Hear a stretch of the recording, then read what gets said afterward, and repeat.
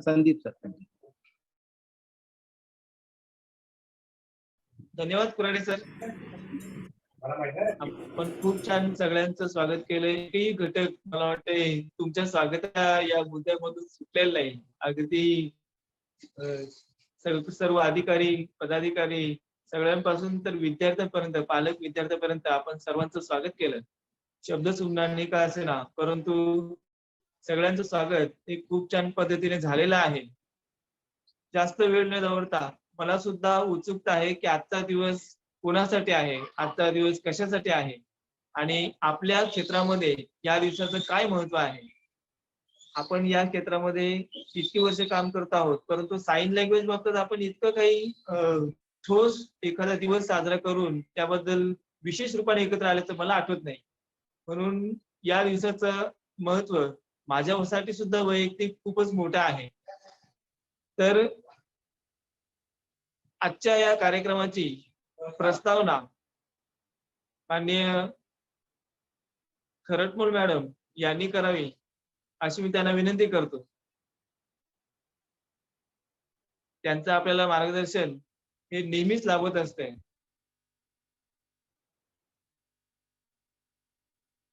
Madam join आहेत? हो हो मॅडम जॉईन आहे. हॅलो, हा माझा आवाज हा मॅडम, येतो? आवाज येतो. हा सर जॉईन झालेले आहेत, बोलतील ते. हा एकच मिनिट, त्यांच्या नंतर.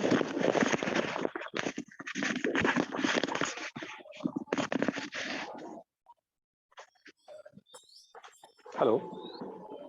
हा सर. हा बोला.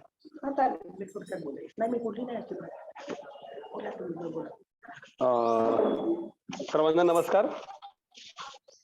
सर माझा आवाज येतोय? येस सर, आवाज येतोय सर. सर्वांना नमस्कार. काही कारणास्तव या कार्यक्रमाला मला उपस्थित राहायला उशीर झाला, त्याबद्दल क्षमस्व. मित्रांनो, इथे एक डोंबिवलीमध्ये आयराईज म्हणून विज्ञानचा एक मोठा प्रोग्राम चालू आहे आणि त्या ठिकाणी आम्ही सर्वजण कार्यक्रमात असल्यामुळे आपल्याशी करता आलं नाही, परंतु आता तो योग येतोय. या ठिकाणी ब्रेल ऑनलाईन स्वरूपात साजरा करत आहोत. मला असं वाटतं की मित्रांनो, गेल्या 2 वर्षांमध्ये आपण पाहिलं की बऱ्याचदा आपण बरेचसे उपक्रम ऑनलाईन साजरे केले. आपल्याकडे एक पद्धत आहे की कुठलाही कार्यक्रम असेल तर तो एक इव्हेंटच्या स्वरूपात साजरा केला जातो.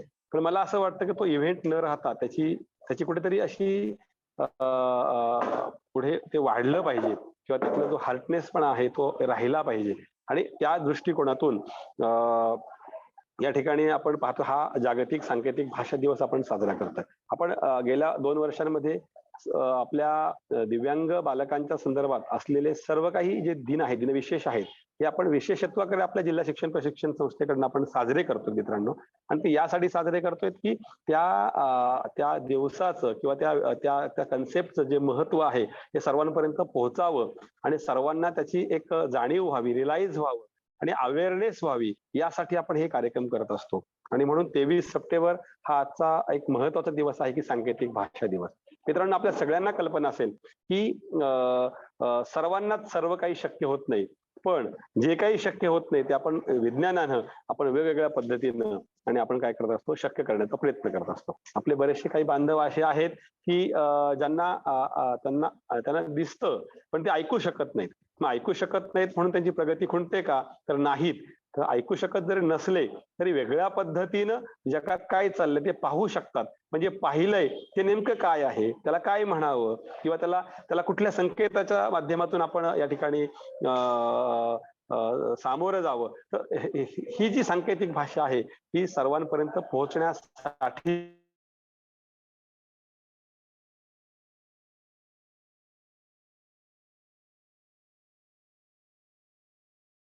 पूर्वी आपल्याकडे अशी एक सांकेतिक भाषेचा एक वर्ग होता की जो येऊन आपल्या एखादी शब्द असेल तो सांकेतिक भाषेतून सांगायचा आणि दुसऱ्याने सांगितलेला शब्द ओळखायचा. पण हीच सांकेतिक भाषा आपल्या काही बांधवांना, आपल्या काही सहकाऱ्यांना किती कामाची येऊ शकते तर ती सुद्धा आपल्याला ही संकेतामधून आपल्याला कळता आली पाहिजे. त्याचं सुद्धा महत्व आहे. आणि म्हणून ज्यांना ऐकायला येत नाही, ज्यांना दिसत नाही त्यांच्याकरता आपण ब्रेल लिपीचा पर्याय उपलब्ध आहे. पण दिसतंय पण ऐकायला येत नाही त्यांच्याकरता आपण काय करू शकतो तर त्यांच्याकरता आपण हा सांकेतिक भाषेचा वापर आपण करू शकतो. आणि ही कोणासाठी आहे तर ज्यांना ऐकायला येत नाही त्यांच्यासाठी तर आपण हे करतोयच मित्रांनो. पण त्याच्याही पेक्षा हे आपल्याला सुद्धा ते कळलं पाहिजे. कारण समोर कुठल्या सांकेतिक भाषेतून बोलतोय, समजा असा एखादा विद्यार्थी, असा एखादं बालक जर आपल्या समोर आलं आणि तो आपल्याला काही सांगण्याचा प्रयत्न करत असेल, कारण काय होतंय की त्याला ऐकायला येत नाहीये त्यामुळे त्याला प्रत्यक्षात बोलण्यामध्ये त्याला अडचण येते, तो बोलू शकत नाहीये. पण तो बोलू शकत नाही असा विद्यार्थी साइन लँग्वेजचा वापर करून बोलण्याचा प्रयत्न करत असतो. आणि असा विद्यार्थी ज्या वेळेला बोलत असतो त्यावेळेला आपण त्रयस्थ म्हणून त्याला सामोरं जातो. तर सामोरं जात असताना आपल्यालाही ते कळलं पाहिजे की येस नेमकं तो काय बोलतोय याची किमान बेसिक जाणीव जर आपल्यामध्ये असेल तर आपण त्या विद्यार्थ्याला समजून घेऊ शकतो आणि त्याला मदत करू शकतो. तर इथे सांकेतिक भाषा ही फक्त अशा दिव्यांग विद्यार्थ्यांसाठीच नाही तर सर्वांसाठी आहे. कारण समावेशित शिक्षण आपण या ठिकाणी साजरा करत आहोत मॅडम मित्रांनो. आणि समावेशित इन्क्लुझिव्ह एज्युकेशन ज्या वेळेला म्हणतो आपण, समावेशित शिक्षण असं आपण ज्या वेळेला म्हणतो त्यावेळेला आपण एक गोष्टीच आपण काळजी घेत असतो, त्यामध्ये फक्त सांकेतिक भाषा असेल, ब्रेल लिपी असेल किंवा हे आपले दिव्यांग बांधव आहेत हे वेगळे न करता आपण त्यांच्या सोबत राहून त्यांना आपल्या सोबत राहण्याचा आनंद देणं हा आपला समावेशित शिक्षणाचा महत्वाचा उद्देश आहे. आणि म्हणून समावेशित शिक्षणाच्या अंतर्गत ज्या वेळेला आपण हे दिवस साजरे करतो त्यावेळेला ते फक्त दिव्यांग बांधवांचंच काम आहे किंवा त्यांच्यासाठीच आहे हा जो गैरसमज समाजामध्ये पसरतोय ना तर तो राहता कामा नये. म्हणून आपण याचं समावेशन व्हायला हवं, याचं इन्क्लुजन व्हायला हवं. म्हणून हे जे संकेत आहेत, हे ज्या पद्धती आहेत, हे जे बारकावे आहेत हे आपल्या सगळ्यांनी समजून घेणं आणि त्याला आपल्या त्या दिव्यांग बांधवांना आपल्या सोबत राहून सोबतीमध्ये त्यांची भाषा आपल्याला समजणं, आपली भाषा त्याला समजणं. आणि मला असं वाटतं मित्रांनो की कधी कधी शब्दाविनं कळले सारे असं आपण म्हणतो की न बोलताही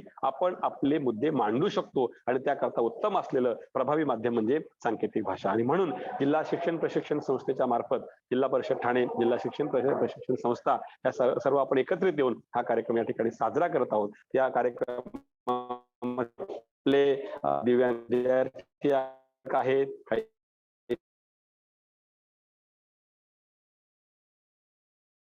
तर मित्रांनो कुठल्या प्रवर्गासाठी काम करतोय यापेक्षा आपण समावेशनासाठी काम करतोय हे आपण लक्षात ठेवून प्रत्येक कन्सेप्ट, प्रत्येक गोष्ट आपण समजून घेण्यासाठी आपण काय केलं पाहिजे, प्रयत्न केला पाहिजे. ही गोष्ट आपण या ठिकाणी लक्षात ठेवूया. आणि म्हणून आज आपण जे सेशन आयोजन करण्यात आलेलं आहे त्या सेशनसाठी मार्गदर्शनासाठी आपण हाशू अडवाणी विशेष शिक्षण विभाग विद्यालय चेंबूर या ठिकाणाहून सन्माननीय डॉक्टर कस्तुरी कुलकर्णी मॅडम यांना आमंत्रित केलेलं आहे आणि त्या आपल्या सोबत या ठिकाणी संवाद साधणार आहेत. या दिवसाचं महत्व, इथे कुठले लूप होल्स राहतात, या नजरे आपण कुठल्या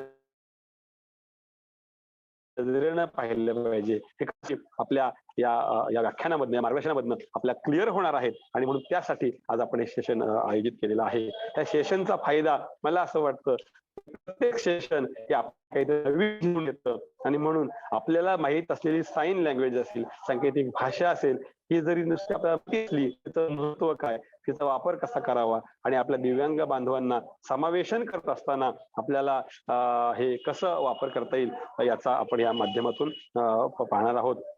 मित्रांनो आपण जिल्हा शिक्षण प्रशिक्षण संस्थेच्या आपल्या समावेश शिक्षण समता विभाग आहे त्याचबरोबर यासाठी अरोडा मॅडम आहेत, बेखंडे सर आहेत, जिल्हा समावेश शिक्षणासाठी जिल्हा स्तरावर काम करणारे आपले जिल्हा एक्सपर्ट आहेत, त्याचबरोबर आपले कुऱ्हाडे सर आहेत ठाणे जिल्हा परिषदेमधून, त्याचबरोबर आपले सर्व महानगरपालिकांचे सर्व जिल्हा समन्वयक आहेत. आणि याचबरोबर हे सगळे करत असताना आपल्या सगळ्यांच्या सपोर्ट असणाऱ्या आपल्या डॉक्टर खरटमे मॅडम आहेत, ज्या आपल्या आपल्या जिल्हा शिक्षण प्रशिक्षण संस्थेमध्ये विज्ञान विषय प्रमुख म्हणून आहेत आणि त्याही आपल्याला या ठिकाणी जॉईन झालेत. सगळ्यांचं पुनश्च एकदा स्वागत करतो. आणि मित्रांनो, खूप चांगला उद्देश असलेला हा कार्यक्रम आहे. या कार्यक्रमासाठी आपण सर्वजण खूप छान करत आहात, पण हे अधिक छान कसं व्हावं यासाठी आजचा आपला जागतिक सांकेतिक भाषा दिनानिमित्त आयोजित केलेला हा कार्यक्रम आपण समजून घेऊया, काही शंका विचारूया आणि आपण हे समावेशन खऱ्या अर्थानं होईल यासाठी आपण प्रयत्न करूया. यासाठी मी डॉक्टर दिनेश चौधरी आपल्याला जिल्हा शिक्षण प्रशिक्षण संस्थेमार्फत सर्व उपस्थितांचं स्वागत करतो, सर्वांना धन्यवाद देतो आणि पुढील कार्यक्रम आणि मी दिलगिरी व्यक्त करतो एका दुसऱ्या कार्यक्रमामुळे मला या ठिकाणी कार्यक्रमाला उपस्थित व्हायला उशीर झालेला आहे. तर मी सर्वांना धन्यवाद देतो आणि पुढील कार्यक्रमाला सुरुवात करावी अशी मी विनंती करतो. धन्यवाद सर. खूप खूप धन्यवाद सर. आपली प्रस्तावना आम्हाला खरंच खूप प्रेरणादायी ठरली. आपलं हास्यवदन आमच्या एकाही मिटिंगला मिळालं नाही, एकाही सभेला मिळालं नाही, असं कधी झालंच नाही. आज तीच शंका होती की सर तुमचं नाव आहे आणि तुम्ही नाही, तर कुठेतरी चुकल्यासारखं वाटतच होतंय. तुम्ही आलात, तुम्ही बोललात आणि आम्हाला मार्गदर्शन केलं, त्याबद्दल खरंच आपले मनापासून आभार. पुढच्याकडे वळूया. आपल्यासोबत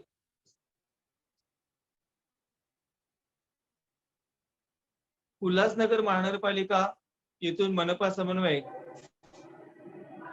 ऍडव्होकेट संगीता लहाने मॅडम आमच्या सहकारी आहेत, त्या सुद्धा जॉईंट आहेत.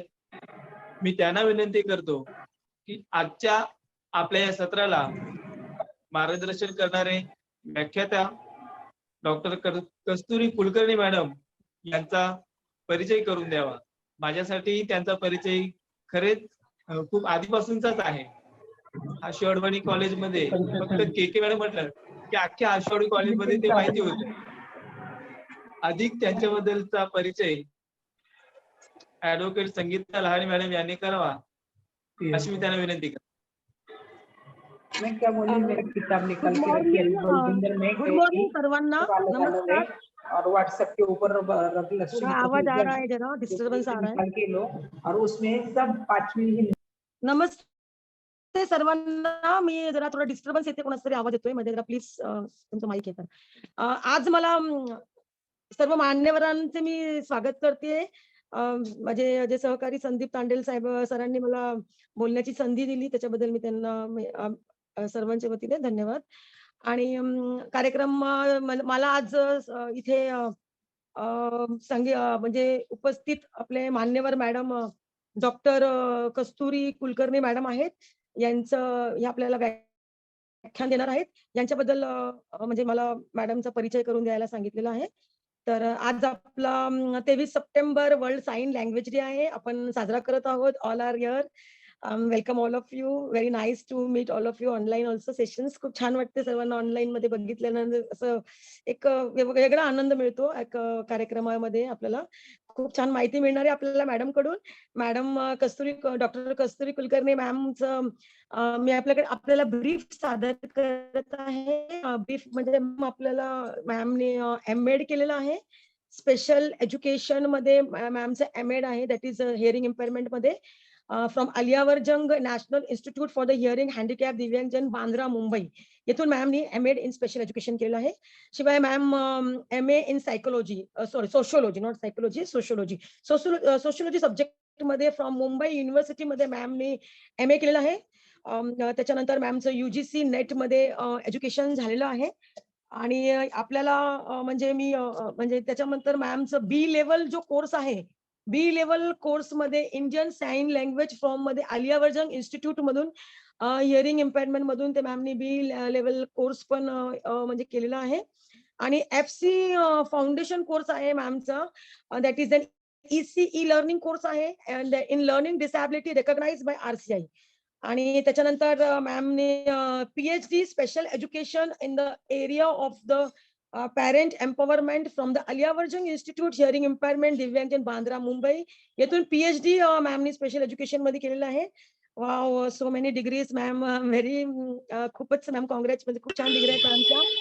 आणि डॉक्टर कस्तुरी कुलकर्णी मॅमचे ऍक्टिव्हिटीज इतकी आहेत की को करिक्युलर ऍक्टिव्हिटीज मध्ये पण त्यांनी त्यांच्या आहेत मॅमच्या. सो डॉक्टर कस्तुरी कुलकर्णी मॅमने ना कथ्थक विशारद, जे तबला कथक मध्ये जे विशारद आणि तबला जे आहे विशारद, याच्यामध्ये जी इक्विव्हॅलंट डिग्री आहे ग्रॅज्युएशन लेवलला फ्रॉम अखिल भारतीय गंधर्व महाविद्यालय मंडळ, इथे जी इक्विव्हॅलंट जी जी डिग्री आहे, ग्रॅज्युएशन लेवलची डिग्री आहे, ही मॅमने अशी मॅमकडे आहे, मॅमने घेतलेली. She acquired that degree also ma'am.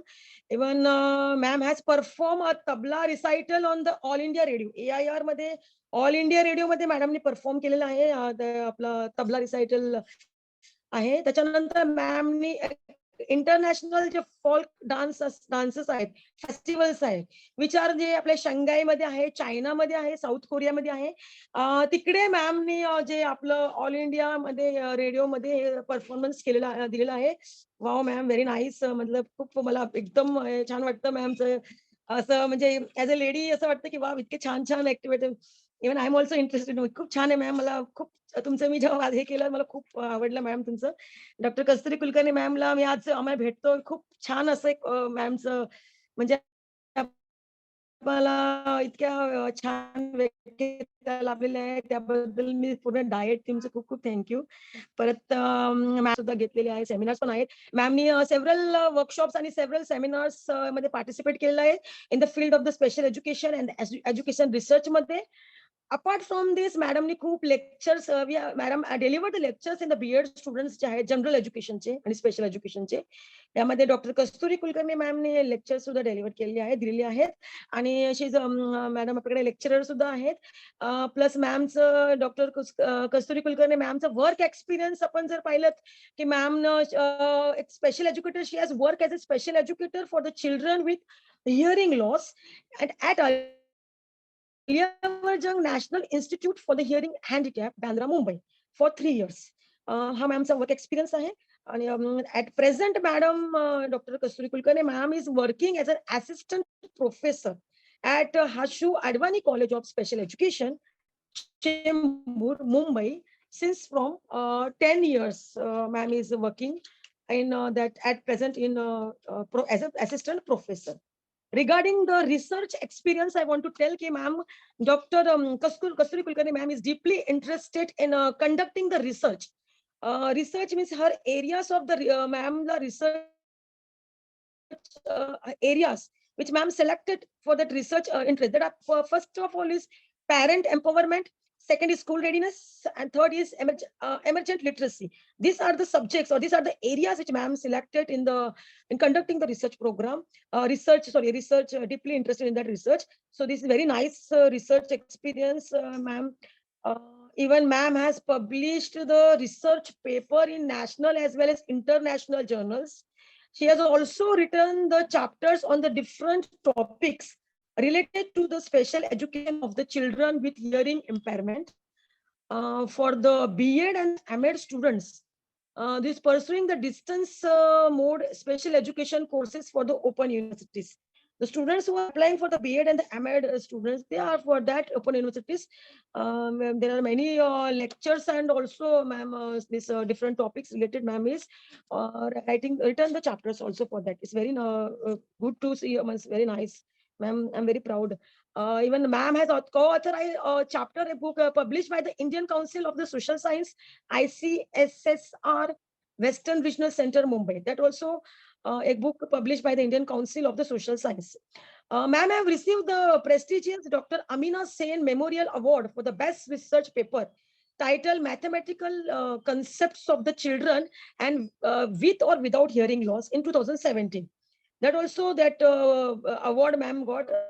Congratulations for ma'am, that for Amina Sen, Dr. Amina Sen Memorial Award. Congratulations, hearty congratulations ma'am, on behalf of all of you, all the staff.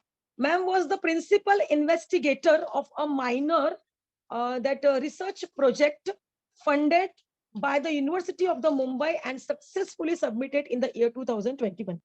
हा आपला आजच्या doctor Kasturi Kulkarni मॅमचा परिचय आहे.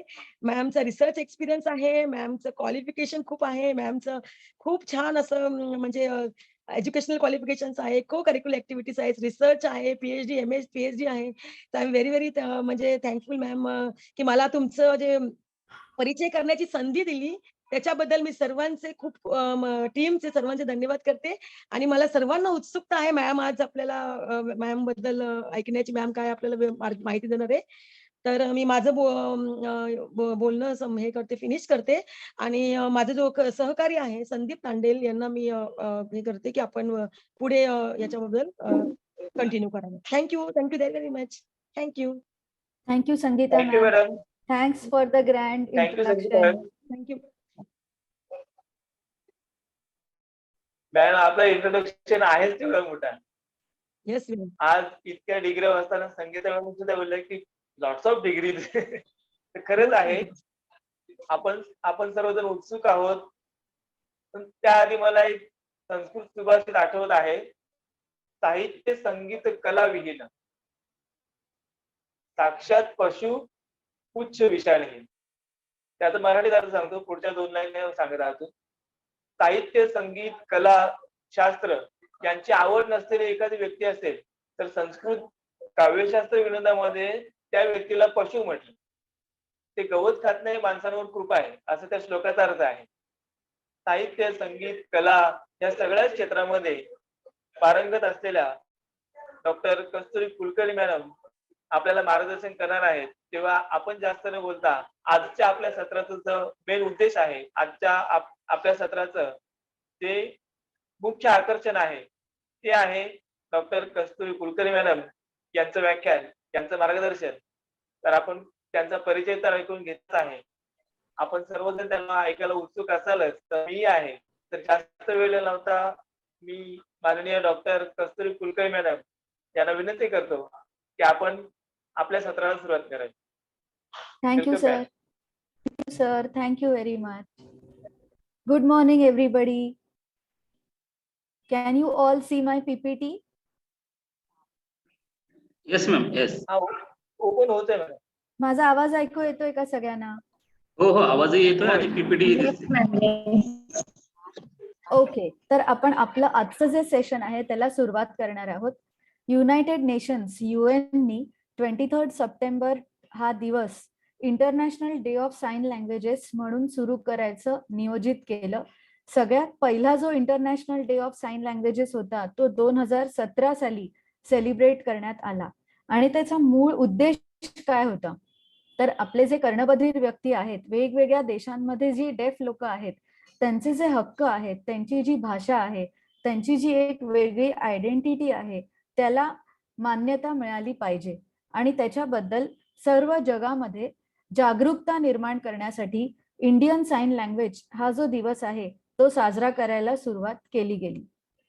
कर्णबधिर व्यक्ती जे आहेत त्यांचे अनेक संप्रेषणाचे मार्ग आहेत, पण जेव्हा त्याची एक आयडेंटिटी म्हणून आपण विचार करतो की डेफ व्यक्ती म्हटल्यावर पहिलं जे आपल्या डोक्यात येतं ते काय आहे, सांकेतिक भाषा. मी तुम्हाला माझं उदाहरण देते. एकदा मी ट्रेननी घरी येत होते आणि माझ्या मैत्रिणीला सांगत होते की मी असं असं आलियावर जंग मधून BEd करते in special education for children with hearing इम्पेअरमेंट. तिने पुढचं काहीच ऐकून नाही घेतलं. पहिला प्रश्न विचारला, अगं मग तुला ते साइन लँग्वेज येतं की नाही, ते शिकवलंय की नाही? So what I want to tell you की हे जे special education in respect to children with hearing impairment, तर त्या फील्डची जी आयडेंटिटी आहे ते काय आहे, साइन लँग्वेज आणि सांकेतिक भाषा. तर सांकेतिक भाषेविषयी जागरूकता निर्माण करण्यासाठी आजचा दिवस हा आहे आणि आपण आज हेच बघणार आहोत की साइन लँग्वेज म्हणजे काय आहे.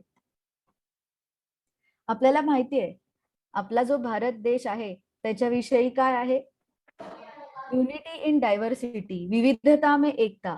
तर आपल्या देशामध्ये अनेक गोष्टींमध्ये वैविध्य आहे. वेगवेगळ्या जाती धर्माचे, भाषा बोलणारे लोक एकत्र राहतात.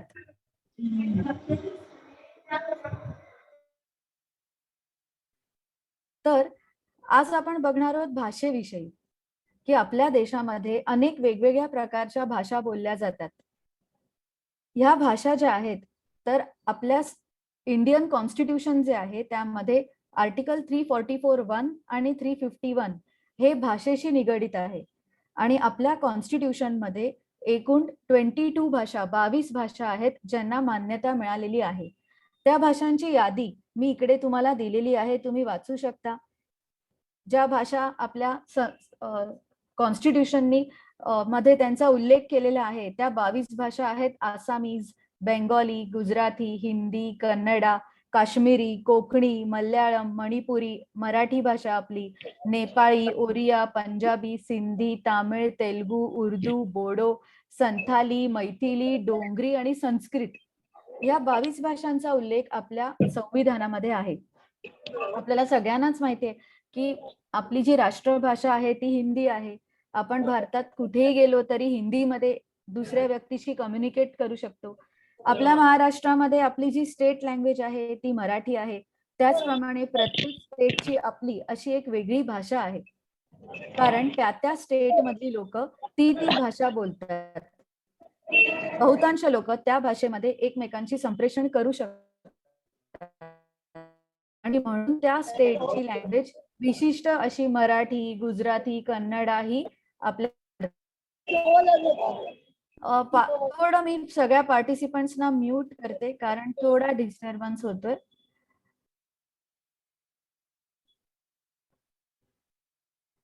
आता आपण बघणार आहोत की सांकेतिक भाषा म्हणजे काय. What is Indian sign language. तर आपल्या संपूर्ण भारत देशामध्ये जवळजवळ 18 मिलियन व्यक्ती या डेफ आहेत आणि त्या 18 जी लोक आहेत, ही जी डेफ लोक आहेत त्या सगळ्यांची मातृभाषा मदर टंग ही काय आहे, इंडियन साइन लँग्वेज, भारतीय सांकेतिक भाषा. आता मदर टंगला आपण फर्स्ट लँग्वेज देखील म्हणतो. फर्स्ट लँग्वेज म्हणजे प्रथम भाषा, म्हणजे आपली मातृभाषा जी आपल्याला नैसर्गिकरित्या येते. आपण लहान असतात, मुलं लहान असतात, घरामध्ये कुटुंबातली लोक ती भाषा वापरत असतात. मुलांच्या कानावर ती भाषा सतत पडत असते आणि एक दिवस मूल ती भाषा आत्मसात करतं आणि काही शिक्षण न घेता, काहीही प्रॅक्टिस न करता ती भाषा बोलू लागतं आणि त्याला म्हणतात फर्स्ट लँग्वेज और मदर टंग. तर सगळ्या ऐकू येणाऱ्या व्यक्तींची जी भाषा आहे फर्स्ट लँग्वेज ती कुठली पण बोली भाषा असते, व्हर्बल लँग्वेज, मौखिक भाषा. कारण की त्यांना ऐकू येत असतं. त्यांच्या घरी जी लोक समजा मराठी बोलत असतील तर ते मूल कालांतराने ऐकून मराठी भाषा बोलायला लागतं. पण जेव्हा मूल कर्णबधीर असतं, त्याला ऐकण्यामध्ये समस्या असतात, त्यावेळेला बोली भाषा जे कुटुंबातली लोक बोलतात आजूबाजूला ती त्याच्यापर्यंत पोहोचू शकत नाही. मग ते मूल संप्रेषणासाठी कोणत्या भाषेचा वापर करतं, भाषेपेक्षा कोणत्या मार्गांचा वापर करतं, दृष्टीचा.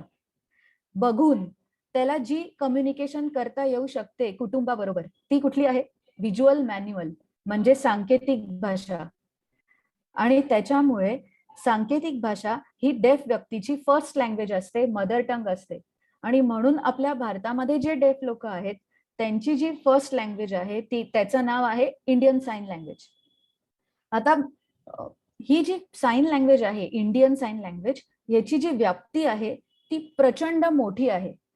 ती आपल्या भारतापुरताच मर्यादित नाहीये, तर आपल्या आजूबाजूला जे देश आहेत भारताला लागून, तर तिकडे जी डेफ मंडळी आहे ती सुद्धा आपल्याच सांकेतिक भाषेचा वापर करतात. पाकिस्तान आहे, नेपाळ आहे, हे आपल्या आजूबाजूला असलेले देश आहेत. तर तिकडे जे डेफ व्यक्ती आहेत ते सुद्धा इंडियन साइन लँग्वेजचा वापर करूनच संप्रेषण करतात. आता आपण बघूया की ही जी सांकेतिक भाषा आहे हिचा उगम कसा झाला. आता मला कोणी सांगू शकेल का मराठी भाषेचा उगम कसा झाला किंवा हिंदी भाषेचा उगम कसा झाला. तर जेव्हा हिंदी भाषा बोलणारी लोक, मराठी भाषिक लोक एकत्र आले आणि वेगवेगळ्या वस्तू निर्माण होत गेल्या. फॉर एक्झाम्पल आपल्याकडे साधा मोबाईल असायचा, मग त्याच्यामध्ये टच स्क्रीन आला. असे वेगवेगळे टेक्नॉलॉजिकल टर्म्स त्या भाषेमध्ये वाढत जातात आणि आपणच नवीन नवीन शब्द त्या नवीन नवीन वस्तूंना देत जातो. पण आपल्याला एक्झॅक्ट असं सांगता नाही येणार की हा या व्यक्तीने मराठी भाषेचा उगम केलेला आहे, कारण मराठी भाषा बोलणारी लोक एकत्र आली आणि त्यांनी मराठी भाषा निर्माण केली. त्याचप्रमाणे सांकेतिक भाषा जी आहे आपल्या भारतातली इंडियन साइन लँग्वेज, तर तिचा उगम कसा झाला? तर आपले जे कर्णबधीर व्यक्ती होते ते एकत्र आले, त्यांनी संप्रेषणासाठी सांकेतिक चिन्हांची निर्मिती केली आणि अशी निर्मिती करून त्यांनी एकमेकांशी संप्रेषण करायला सुरुवात केली आणि तोच होते साइन लँग्वेजचे उगमस्थान.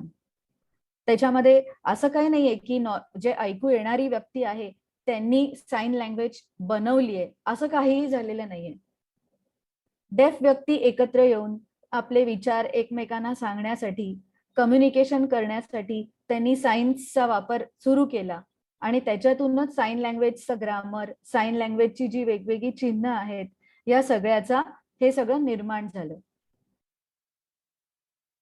आता मला सांगा की आपल्या या ज्या वेगवेगळ्या भाषा आहेत, मराठी, हिंदी, गुजराती, तर त्या वापरून आपण काय काय करू शकतो? फॉर एक्झाम्पल, मराठी भाषेमध्ये आपण सिनेमा बघू शकतो, नाटक बघू शकतो. मराठीमध्ये आपण एकमेकांना जोक्स सांगतो, जोक. आणखीन काय करू शकतो? मराठीची आपण पुस्तकं वाचतो. त्याचप्रमाणे मराठीची, इंग्लिशची आपल्याकडे डिक्शनरी आहे, शब्दकोश आहेत. तर मित्रांनो, तुम्हाला माहितीये का, या सगळ्या गोष्टी आपण साइन लँग्वेजचा वापर करून देखील करू शकतो आणि ह्या सगळ्या गोष्टी सांकेतिक भाषेमध्ये पण उपलब्ध आहेत. तर आता बघा, आपल्या मनात प्रश्न येतो की सांकेतिक भाषेमध्ये जोक सांगता येऊ शकतात का, किंवा आपण नाटक करू शकतो का, त्याचं शब्दकोश आहे का, त्याच्यामध्ये टेक्स्टबुक निर्माण केलेली आहेत का? तर या सगळ्याचं उत्तर काय आहे? येस. आता आपण बघूया, मी प्रत्येकाचं तुम्हाला एक एक उदाहरण देते. जोक्स सांगता येतात का? तर त्याचं उत्तर आहे हो. तुम्हाला मी एक छोटासा व्हिडिओ दाखवते.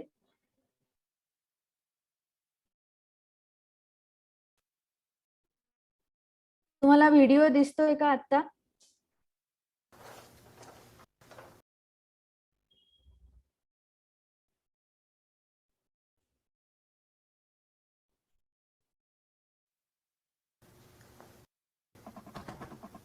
आता ही जी व्यक्ती आहे ती डेफ आहे आणि ती सांकेतिक भाषेमध्ये जोक सांगते.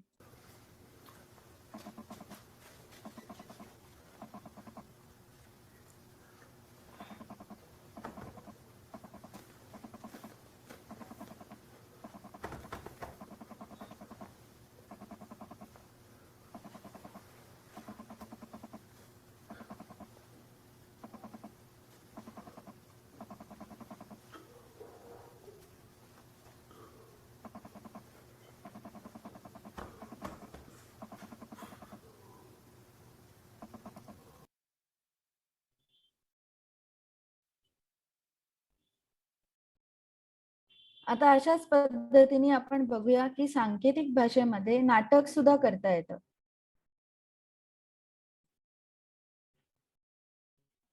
सांकेतिक भाषेचा वापर करून आपण नाटक सुद्धा करू शकतो. दिसतंय का तुम्हाला स्क्रीन माझा? Can you all see my screen? Yes, ma'am. आता इथे काही मुली आहेत आणि त्या सांकेतिक भाषेत नाटक करतायत.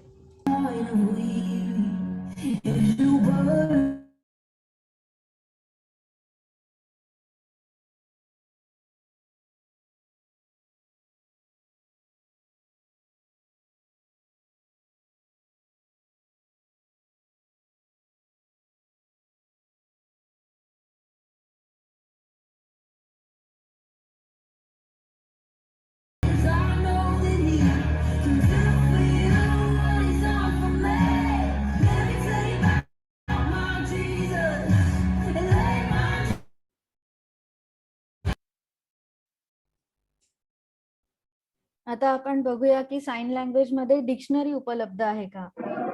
सगळ्यांनाच माहितीये, Indian sign language research and training centre ची स्थापना नुकतीच दिल्लीला झाली आहे. तर त्यांनी साइन लँग्वेज साठी डिक्शनरी चालू केलेली आहे आणि ती तुम्हाला मी दाखवते आता.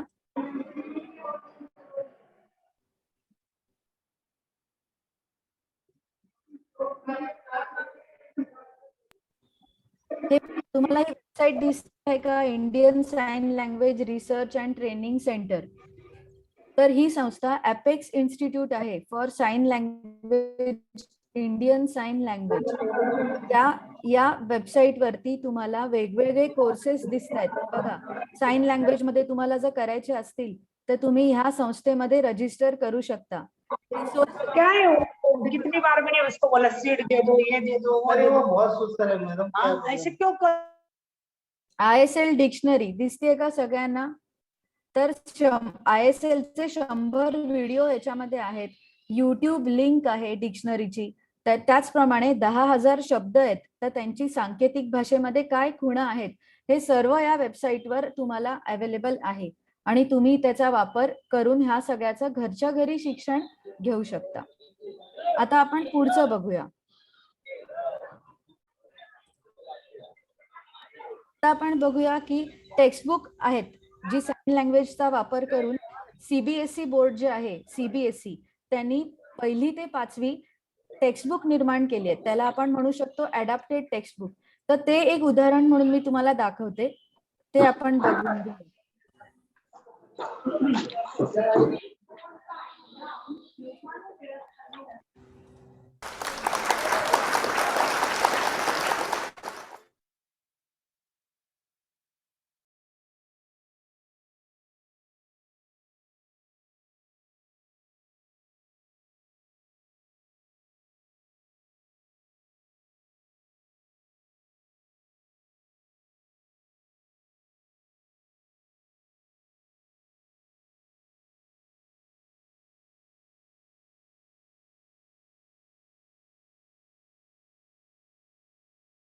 बोलकर नहीं बल्कि हाथों और चेहरे के हाव भाव से बातचीत की जाती है।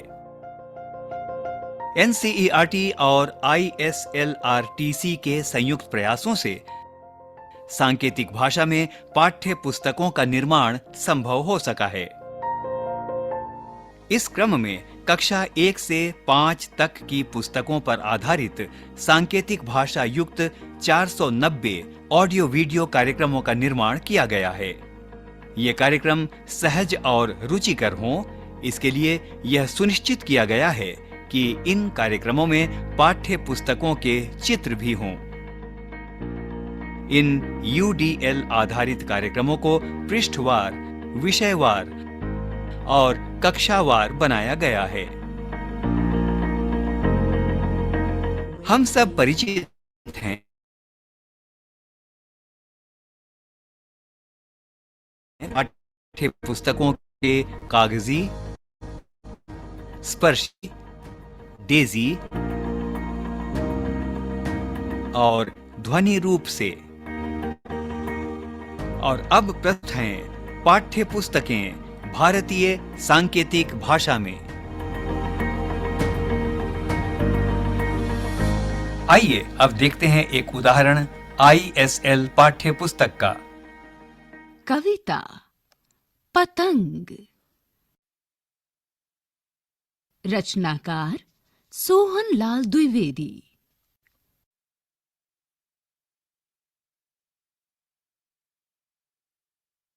पृष्ठ। फर फर फर उड़ी पतंग, इसको काटा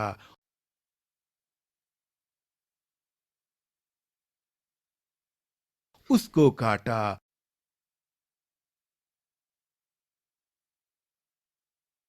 खूब लगाया सैर सपाटा, अब लड़ने में जुटी पतंग, अरे कट गई लुटी पतंग।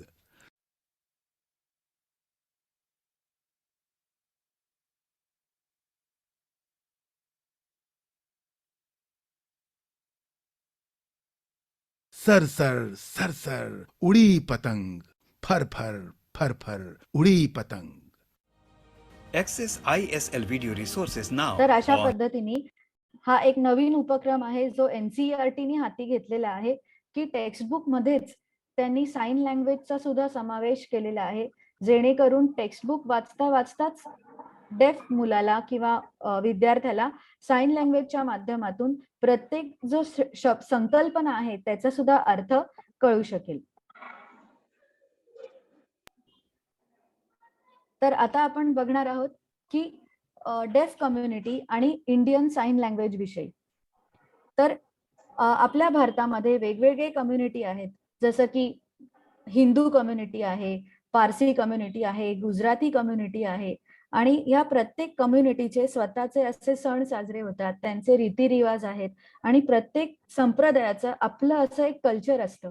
आणि आपल्या भारतामध्ये आपल्याला मुभा आहे, फ्रीडम आहे, आपल्याला हवं तसं आपण आपले जे सण आहे, कल्चर आहे ते साजरे करू शकतो. तर त्याचप्रमाणे डेफ कम्युनिटी ही सुद्धा एक वेगळी कम्युनिटी आहे आणि त्यांचे सुद्धा स्वतःचे असे काही नियम आहेत. आणि त्या डेफ कम्युनिटीचा अविभाज्य घटक म्हणजे इंडियन साइन लँग्वेज आहे.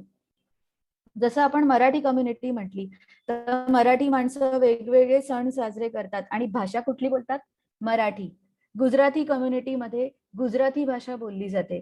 तसं डेफ कम्युनिटीमध्ये सांकेतिक भाषेचा वापर केला जातो.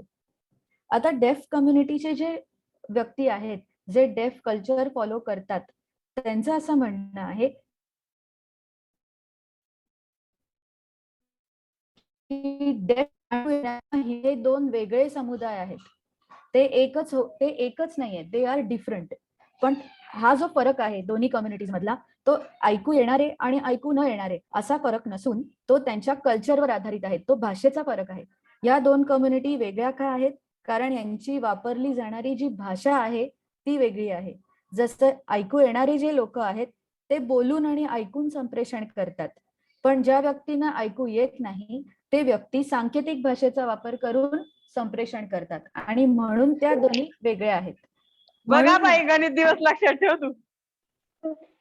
Sorry, there is some disturbance. Let me mute the participants, please.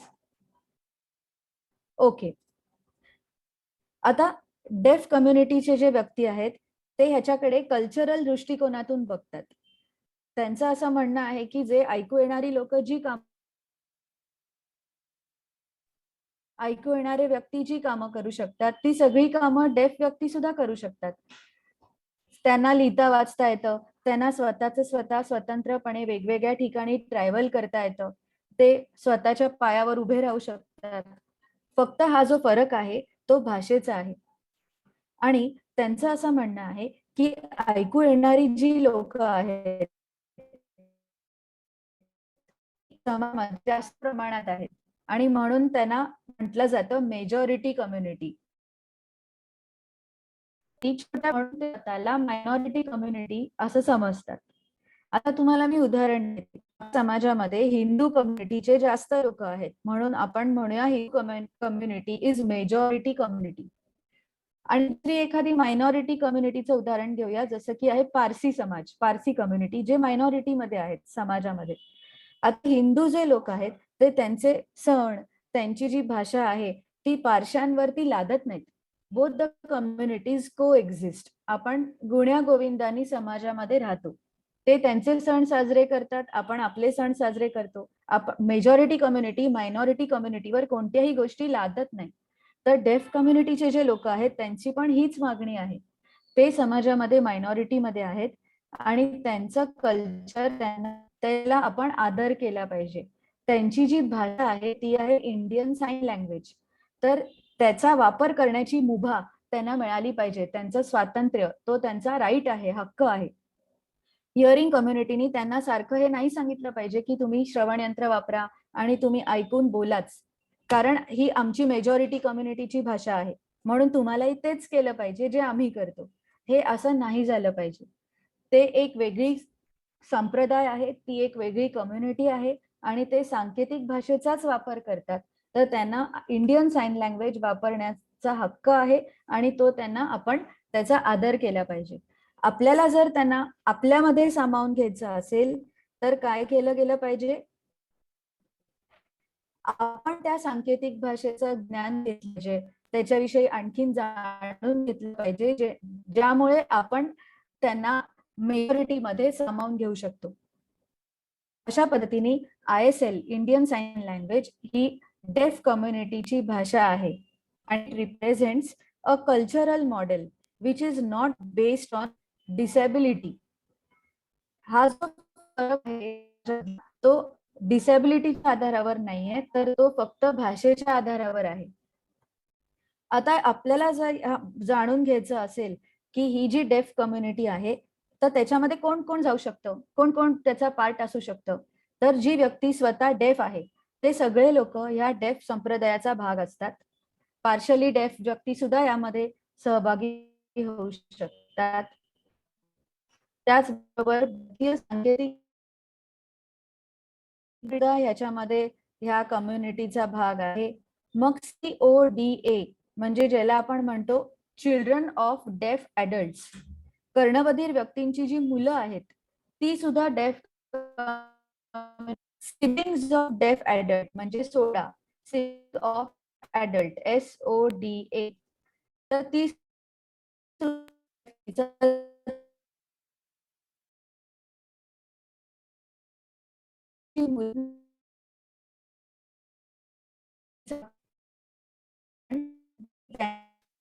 असलं तरी सुद्धा ते सांकेतिक भाषेचा वापर करू शकतात आणि म्हणून ते सुद्धा या डेफ कम्युनिटीचा भाग आहेत.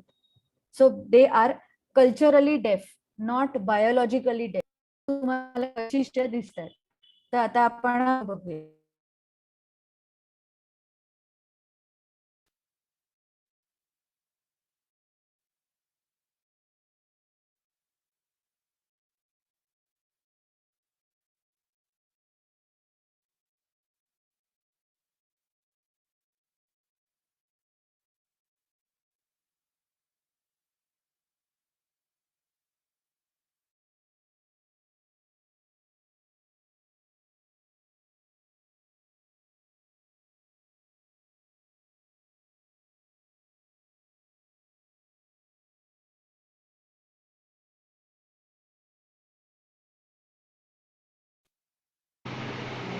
आता आपण ISL म्हणजे इंडियन साइन लँग्वेजच्या माध्यमातून हीच गोष्ट पुन्हा पाहूया.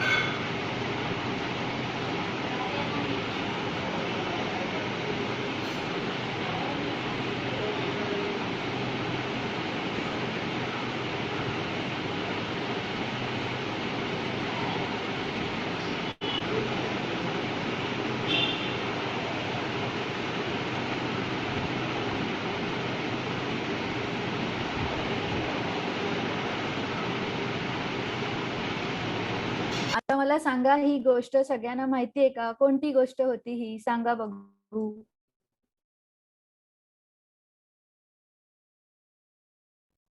ही गोष्ट तुम्हाला माहिती आहे का? हॅलो, माझा आवाज येतोय का तुम्हाला? Can you hear me? Hello, hello, can you all hear me? हा मॅडम, आवाज येतोय आपला. Okay okay. कारण का मध्ये मला वाटलं काही कनेक्शन नेट इश्यू झाला की काय म्हणून. नाही आवाज तर येतोय आवाज. या व्हिडिओ प्रमाणे आता मला सांगा की सांकेतिक भाषेची काय काय वैशिष्ट्ये तुम्हाला वाटतात, काय प्रमुख फीचर आहे, कोण बरं सांगेल मला? आता नुकताच आपण व्हिडिओ बघितला, काय जाणवलं तुम्हाला? आपलं जे ऐकून आणि बोलून संप्रेषण आहे त्याच्यात आणि ह्या व्हिडिओमध्ये काय फरक आहे? तर सगळ्यात मोठा फरक हा आहे की त्याच्यामध्ये वाचेचा वापर म्हणजे स्पीचचा वापर केला जात नाही. त्याच्यामध्ये फक्त सांकेतिक मॅन्युअल कम्युनिकेशन येतं. आणि ह्या सांकेतिक भाषेमध्ये ना प्रत्येक संकल्पनेला एक खूण आहे. आता मी एक वाक्य दिलंय खाली, राजू एन्जॉयड 5 बिस्किट्स आणि फुल स्टॉप. आता शब्द किती आहेत? राजू एन्जॉयड 5 बिस्किट फुल स्टॉप. 5 शब्द आहेत, पण साईन फक्त 4च आहेत. Raju biscuit enjoy.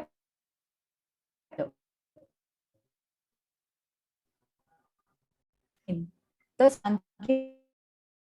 भाषेच्या खुणा केल्या जातात. यामध्ये स्पीच म्हणजे वाचा येत नाही, फक्त खाणाखुणा आणि चेहऱ्यावरचे हावभाव असतात. आता तुम्ही जर तो व्हिडिओ नीट ऑब्झर्व केला असेल तर तुमच्या असं लक्षात येईल की सांकेतिक भाषेला स्वतःचं असं व्याकरण आहे. खूप लोकांचा गैरसमज असतो, हा तेच ना डेफ लोक ते काहीतरी खाणाखुणांनी कम्युनिकेट करतात. मग कोणी पण म्हणजे लोकांना वाटतं कोणी पण खाणाखुणा करू शकतं आणि त्यांना वाटतं की आली आपल्याला सांकेतिक भाषा. तर चुकीचं आहे. ती एक भाषा आहे. त्याला व्यवस्थित ग्रामरचा अभ्यास करावा लागतो. हिंदी बोलायचं असेल तर एका सिक्वेन्सनीच वाक्य बोलावी लागतात. आता मराठीमध्ये मी असं उलट सुलट बोलले, भूक लागली, तसं आपण कशाही खाणाखुणा केल्या वाटेल तशा, त्याला काही सिक्वेन्स नाहीये. तर ती सांकेतिक भाषा होऊ शकत नाही, कारण सांकेतिक भाषेला स्वतःचं असं एक वैयक्तिक व्याकरण आहे आणि त्या व्याकरणाचं आपल्याला ट्रेनिंगच घ्यावं लागतं. दुसरं काय आहे, it has to be used independently. म्हणजे आपण बोलतो पण आहे आणि सांकेतिक भाषेमध्ये खाणाखुणा पण करतोय, असं एकत्र होऊ नाही शकत. सांकेतिक भाषेचा वापर करताना स्पीचची भूमिका नसते, ती एक वैयक्तिक भाषा आहे. आता सांकेतिक भाषेविषयी खूप गैरसमज आहेत. खूप लोकांना असं वाटतं की हे म्हणजेच सांकेतिक भाषा. तर आता आपण त्या गैरसमजांचं निरसन करूया. खूप लोकांना काय वाटतं की सगळ्या जगामध्ये एकाच प्रकारची साइन लँग्वेज आहे. माझ्या मैत्रिणी मला विचारतात, तू ते आलिया वर्जंग मधून इंडियन साइन लँग्वेजचं ट्रेनिंग घेतलंयस ना, आता तू जर युरोपमध्ये गेलीस किंवा तू जपानला गेलीस तरी तुला येईल ना शिकवता तिथल्या कर्णबधीर मुलांना? तर त्याचं उत्तर काय माहितीये, हे चुकीचं आहे. असं आपल्याला करता येणार नाही, कारण प्रत्येक देशाची स्वतःची अशी एक युनिक सांकेतिक भाषा आहे. आपण जर इंडियन साइन लँग्वेज शिकलो तर आपण पूर्ण भारतामध्ये त्याचा वापर करू शकतो, पण आपल्याला समजा अमेरिकेत साइन लँग्वेज वापरायची असेल तर तिकडे त्यांची अमेरिकन साइन लँग्वेज ही वेगळी भाषा आहे. तिकडे वेगळे क्लासेस आहेत आणि आपल्याला ती भाषा शिकायला लागेल. दुसरा चुकीचा मतप्रवाह आहे की साइन लँग्वेज म्हणजे जसं मी बोलले फक्त खाणाखुणा आहेत, बस कोणीही करू शकतं. तर हे चुकीचं आहे. साइन लँग्वेजचं एक स्वतःचं व्याकरण आहे आणि त्याच्यामध्ये नुसतं खाणाखुणा म्हणजे साइन लँग्वेज नाही. खूप लोकांना वाटतं की सांकेतिक भाषेमध्ये व्याकरणच नाहीये. आपण कशा पण खुणा केल्या आणि ते डेफ व्यक्तीला पोचलं म्हणजे झालं, भाषा आपल्याला आली सांकेतिक भाषा. तर असं नाहीये. Sign language has no grammar, हे चुकीचं आहे. Sign language, all sign languages have complex grammar, त्याच्यामध्ये खूप कॉम्प्लेक्स पद्धतीचं व्याकरण आहे. आता बघा, इंग्लिश वाक्य आहे, the girls played cricket beautifully. आता ह्याच्यामध्ये गर्ल्स जेव्हा आपण म्हणतो अपॉस्ट्रोफी एस, तेव्हा ह्याचा अर्थ होतो अनेक मुली आहेत आणि त्यांनी क्रिकेट खेळत होत्या. आता होत्या म्हणजे भूतकाळातलं वाक्य झालं. तर साइन लँग्वेज मध्ये सुद्धा भूतकाळ दाखवायचं असेल तर एक वेगळी साइन करावी लागते. नाहीतर समोरच्या व्यक्तीला कसं कळणार की हे भूतकाळातली घटना आहे. तर त्यामुळे साइन लँग्वेज मध्ये एक ग्रामर असतं, ते आपल्याला शिकावं लागतं. Sign language is a language of hands only. खूप लोकांना वाटतं फक्त हातांची भाषा म्हणजे सांकेतिक भाषा किंवा फक्त हातांचंच काम आहे ह्याच्यामध्ये. तर असं नाहीये. सांकेतिक भाषेमध्ये ना खूप महत्व आहे आपल्या चेहऱ्याच्या हावभावांना. त्याचबरोबर आपले बॉडी पार्ट्स याचा सुद्धा सांकेतिक भाषेमध्ये महत्वाचा रोल आहे. समजा आपण नुसतेच खाणाखुणा केल्या आणि चेहरा नुसता स्थिर आहे, काहीच त्याच्यावर हास्य नाही, भुवयांची हालचाल नाही, तर we cannot call it as sign language. त्याच्यामुळे आपल्याला जेव्हा सांकेतिक भाषेचा वापर करून कर्णबधीर मुलांशी डील करायचंय, तेव्हा आपल्याला चेहरा प्रसन्न ठेवायला पाहिजे आणि चेहऱ्यावरचे हावभाव खूप बदली केले पाहिजेत. नेक्स्ट जो एक मतप्रवाह आहे तो आहे की sign language has been invented by hearing people to help deaf people. तर हे पण चुकीचं आहे बरं का. खूप लोकांना असं वाटतं की ऐकू येणाऱ्या व्यक्तींनीच साइन लँग्वेजची निर्मिती केली आहे मदत म्हणून कर्णबधीर व्यक्तींसाठी. तर हे चुकीचं आहे. साइन लँग्वेजची निर्मिती ही स्वतः डेफ कम्युनिटीनीच केली आहे, त्यांना स्वतःला संप्रेषण करायला सोपं जावं म्हणून. अशा पद्धतीने साइन लँग्वेज म्हणजे एक स्वतंत्र भाषा आहे, ज्याला स्वतःची ओळख आहे, स्वतःचं व्याकरण आहे. आता जसं इथे मी उदाहरण दिलंय बघा, ही इंग्लिशची वाक्य आहेत. The food is good. आता मराठीमध्ये तुम्हाला ट्रान्सलेट करायचं असेल तर आपण मराठी व्याकरण आधी लक्षात घेऊ. त्याचं कसं होईल? जेवण उत्तम आहे असं आपण म्हणू का? आहे जे उत्तम जेवण असं उलट सुलट बोलू का? नाही, कारण मराठीचं व्याकरण वेगळं आहे. त्याच पद्धतीचं इकडे जे मी वाक्य दिलंय साइन लँग्वेज, ते काय आहे? दोनच खुणा केल्या जातात साइन लँग्वेज मध्ये. Food good. दुसरं वाक्य बघा, द टीचर इज डेफ. त्याचं साइन लँग्वेज मध्ये ट्रान्सलेशन कसं होईल? टीचर डेफ. The boy is hearing. ह्याचं कसं स्ट्रक्चर आहे बघा साइन लँग्वेज मध्ये? बॉयची खूण केली जाईल, हिअरिंगची खूण केली जाईल. तर अशा पद्धतीने हे स्ट्रक्चर कॉम्प्लेक्स होत जातं. आता ह्याच्यामध्ये नंबर समजा असेल, अंक असतील वाक्यामध्ये, जसं की आय हॅव 4 पेन्सिल्स. माझ्याकडे 4 पेन्सिली आहेत. तर जेव्हा वाक्यामध्ये नंबर येतो ना, नंबर, ती संख्या शेवटी टाकली जाते वाक्यात. मग साइन लँग्वेज मध्ये ते वाक्य कसं होईल? I pencil have 4. तो मागे गेला, 4 हा अंक शेवटी गेला. असं हे सगळं आपल्याला शिकावं लागतं. हे ग्रामर मध्ये येतं साइन लँग्वेजच्या. आता आपण बोलताना जसं रिजनल व्हेरिएशन असतात भाषेमध्ये, जसं हिंदी आपण म्हटलं, हिंदी भाषा, तर आपल्या मुंबईमध्ये आपलं खास आहे मुंबईया हिंदी, बरोबर आहे. आपण असं कधी बोलत नाही. आपल्याच वयाची व्यक्ती असेल तर आपण काय म्हणतो? ए तेरे को भूक लगी है क्या? तू इधर आ, तू घर में जा. असं आपण म्हणतो का? आप आइए, आप बैठो बोलतो, पण खूप असं नाही वापरत. हेच जर तुम्ही लखनौ मध्ये गेलात तर तिकडे हा सगळा शिष्टाचार खूप पाळला जातो. आप आइए, आप बैठिए. दिल्लीचं हिंदी अजून वेगळं आहे. ते सगळ्याला हाजी लावतात. हाजी, मॅडम जी, बैठिए, हाजी. आता हे काय आहे? हिंदीच भाषा आहे, पण ते सगळं त्याचे जे ऍक्सेंट आहे त्याच्यामध्ये बरंच वैविध्य आहे हिंदी भाषेमध्ये. जसा आपण प्रदेश बदलतो तसा हाच प्रकार सांकेतिक भाषेमध्ये पण आहे. जरी इंडियन साइन लँग्वेज सगळ्या पूर्ण भारतामध्ये समान असली तर त्याच्यात समानता कशात आहे? व्याकरणामध्ये. साइन लँग्वेजचं ग्रामर पूर्ण भारतभर सेम आहे, पण ज्या खुणा आहेत ना त्या बदलतात. फॉर एक्झाम्पल, मुंबईमध्ये तुम्हाला काळीची खूण दाखवल्या जातात अशा, पण तुम्ही जर दिल्लीमध्ये ती खूण बघितली तर तिकडे असे असे दिवे दाखवले जातात, पणत्या, अशी खूण आहे साइन लँग्वेज दिवाळीची. अशा पद्धतीने खुणा वेगवेगळ्या असू शकतात, पण ते जे ग्रामर आहे ते सेम राहतं. अशा पद्धतीने कधी मराठी ना इंग्लिश पेक्षा जास्ती चांगलं आहे, किंवा इंग्लिश हे फ्रेंच पेक्षा उत्तम आहे. असं नाही होऊ शकत, कारण त्या दोन्ही वेगळ्या भाषा आहेत, त्यांना वेगळं स्वतंत्र अस्तित्व आहे. Indian Sign Language, we cannot say that ISL is better than American Sign Language. No, because काही कम्पॅरिझनच नाहीये, त्या दोन्ही वेगळ्या भाषा आहेत. आता साठी डिस्कशनचा हा मुद्दा आहे, ज्याच्यावर आपण आता चर्चा करणार आहोत. तुम्हाला ना मी इन्क्लुझिव्ह क्लासमध्ये 2 डेफ मुलं जात आहेत, तर ती दोन्ही वेगवेगळी आहेत.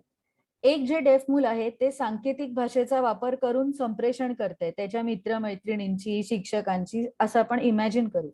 दुसरं जे मूल आहे ते वापर करते स्पीच, म्हणजे ते ऐकून बोलू शकते इन्क्लुझिव्ह क्लासमध्ये. अशी 2 मुलं आहेत जी त्यांच्या वर्गामध्ये, इन्क्लुझिव्ह वर्गामध्ये शिकतात. आता तुम्ही मला सांगायचंय की ह्या दोन्ही मुलांपैकी जास्त सर्व्हाइव्ह कोण होऊ शकतं इन्क्लुझिव्ह क्लासमध्ये, कोण व्यवस्थित निभावून नेऊ शकतं समावेशित शिक्षणामध्ये. काय मत आहे तुमचं? कोण यातलं जास्ती बेटर राहू शकेल समावेशित शिक्षणामध्ये? ऐकून बोलणारं मूल की सांकेतिक भाषा वापरून संप्रेषण करणारं मूल?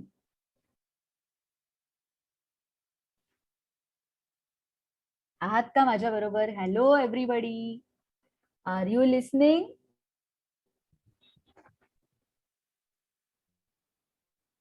हॅलो, माझा आवाज ऐकू येतोय का सर्वांना? हो मॅडम, येतोय आवाज. तुम्ही कंटिन्यू सुरू ठेवा. हो, मग सांगा मला ह्या प्रश्नाचं कोणीतरी उत्तर द्या.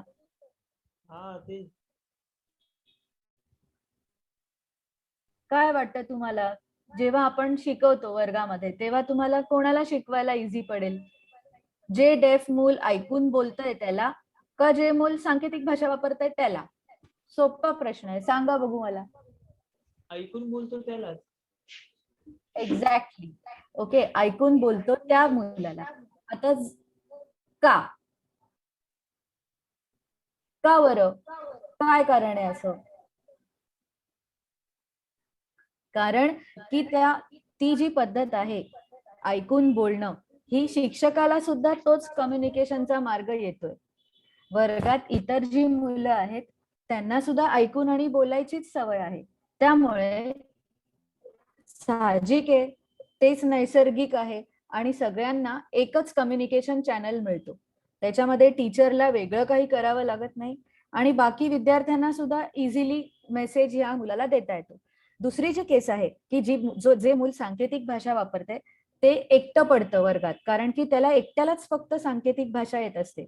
शिक्षक किंवा बाकी जे विद्यार्थी आहेत त्यांना सांकेतिक भाषेविषयी अवेअरनेस नसतो आणि त्याच्यामुळे काय होतं, त्या वर्गामध्ये त्या मुलाला शिकवणं कठीण जातं. मग आता ह्याच्यावर आपल्याला उपाययोजना काय बरं करता येईल? त्या मुलाला तर वर्गात ठेवावंच लागणार. आपण असं नाही म्हणू शकत की नाही, ह्याला आम्ही ऍडमिशनच नाही देणार, कारण राईट टू एज्युकेशनच्या अंतर्गत तो त्याचा राईट आहे की तो इन्क्लुझिव्ह शाळेमध्ये शिक्षण घेऊ शकतो. मग आता आपण शाळा लेवलवरती नक्कीच आपल्याला काहीतरी चेंजेस करावे लागतील आणि हा आज आपला महत्वाचा विषय आहे की how to tune the classroom environment for Indian sign language users. आपला जो वर्ग आहे त्याला आपल्याला ट्यून करायची गरज आहे.